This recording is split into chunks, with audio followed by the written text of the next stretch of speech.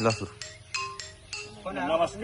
आज हामी विशेष समारोहमा छौँ, दिनमा छौँ र हाम्रा 2070 सालका ब्याची साथीहरूले आज आकस्मिक रूपमा यो कार्यक्रम राखेको हुँदा म एकदमै गर्वान्वित छु र यसमा हाम्रा 2070 सालका क्लासका फर्स्ट पोजिसन हाम्रा साथी शिव कुमार महतोज्यू हुनुहुन्छ, जो उहाँ अहिले नेपालको सरकारी सेवामा प्रहरी सहायक निरीक्षक भएर सेवा गरिरहनु। उहाँलाई आज विशेष सम्मान र लगायत हामी सबै सम्मानित भएका छौँ। यसमा आफैमा खुसी छौँ र त्यसै गरी हाम्रा त्यसै ब्याचका रतन कुमार शाहज्यू, उहाँ पनि नेपाल सरकारकै स्थायित्व जागिर अन्तर्गत वन सेवामा हुनुहुन्छ र त्यसै गरी हाम्रा जोगेन्द्र महतो सरज्यू, उहाँ पनि नेपाल सरकारकै अन्तर्गतको विद्युत प्राधिकरणको सेवामा हुनुहुन्छ। नेपाल लगायत हाम्रा अब त्यसै गरी रामजी, हाम्रो नेपाल कुनै न कुनै सेक्टरमा रहेर कुनै न कुनै क्षेत्रमा आबद्ध भएर चाहिँ चाहे सेवा क्षेत्र होस्, चाहे व्यापार क्षेत्र होस्, चाहे जुनसुकै क्षेत्रमा, त्यसै गरी उहाँ पनि त्यसैमा तल्लीन भइरहनु भएको छ। त्यसै गरी हाम्रा मुनेश कुमार नायकज्यू हुनुहुन्छ, उहाँ पनि नेपालमै आबद्ध अहिले रहेर व्यवहारमा लागिरहनु भएको छ। हाम्रो त्यसै गरी विभिन्न अन्तर्राष्ट्रिय स्तरबाट आउनुहुने टुरिज्म सेक्टरलाई कसरी प्रमोट गर्न सकिन्छ र टुरिस्टहरूलाई कसरी गाइड गरेर कसरी चाहिँ त्यसलाई अगाडि बढाउन सकिन्छ भन्ने कुराको चाहिँ मुख्य नेतृत्व गरेर उहाँ चाहिँ विभिन्न ठाउँमा हिँडिरहनु भएको छ। विशाल लामाज्यू, विशाल, त्यसै गरी हाम्रा रामबाबु सर हुनुहुन्छ, उहाँ पनि हाम्रो क्लासका अब्बल साथीहरू, अब नाम लिँदै गर्दा हाम्रा सञ्जय सर हुनुभयो, त्यसै गरी गिरिजा सर हुनुभयो, हाम्रो रामबाबु सर, उहाँहरू क्लासका अब्बल साथीहरू हुन्। तर क्लासमा त्यस्तो स्कुल लेभलमा त्यति राम्रो मलाई त लाग्थ्यो। अहिले उहाँहरू यदि निरन्तरता दिने हो भने नेपाल सरकारको अफिसर लेभलभन्दा कममा नहुनुपर्ने हो।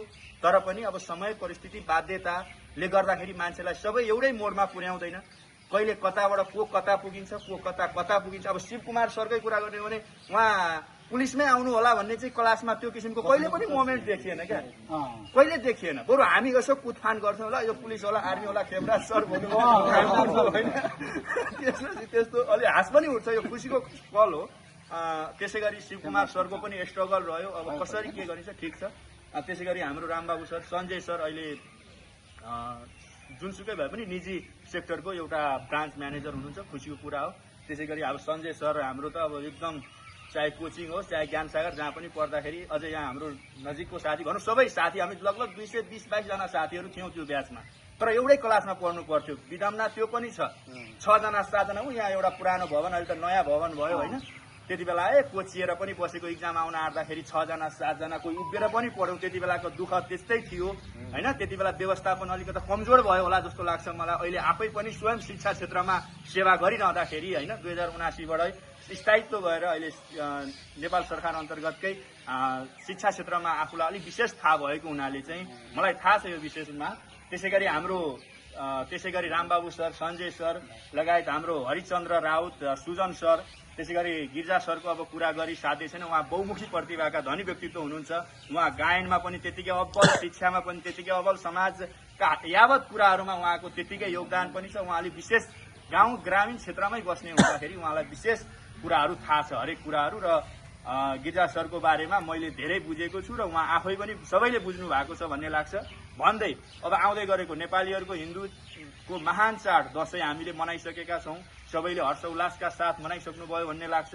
त्यसै गरी अब आउँदै गरेको हाम्रो भोलिबाट भाइटिका र लगत्तै हाम्रो तिहार, त्यसै गरी हामीले दीपावली पनि मनाइसकेका छौँ।